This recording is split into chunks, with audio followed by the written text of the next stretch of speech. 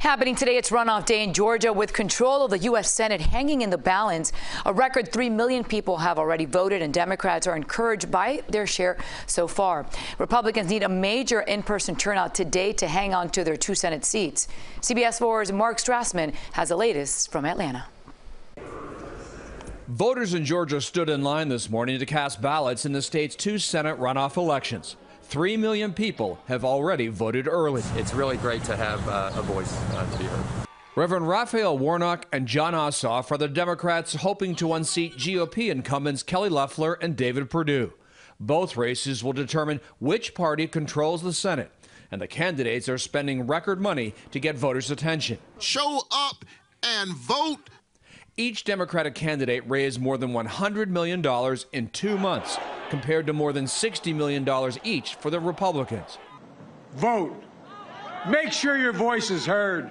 With the stakes so high, President-elect Joe Biden and President Trump held dueling rallies in Georgia on Monday. Our country is depending on you. The whole world is watching the people of Georgia tomorrow.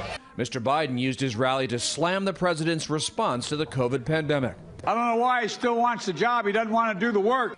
While President Trump spent most of his nearly 90 minutes on stage repeating false claims about election fraud here.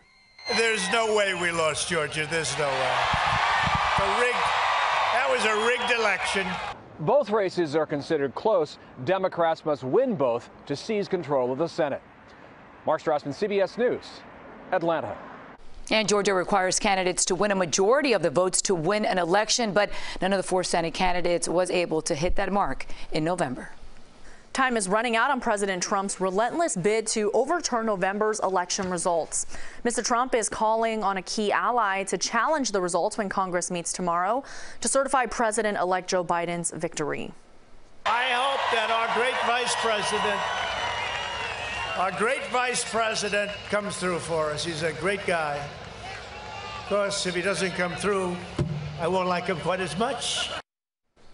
So far, 13 Republican senators have promised to come through for the president in challenging the results, while thousands of President Trump supporters plan to protest outside of the Capitol during tomorrow's proceedings.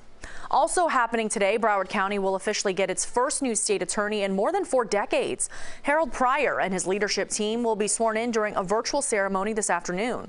All have worked in the office for many years. Pryor will replace Mike Satz, who did not run for re-election after holding the position since 1976.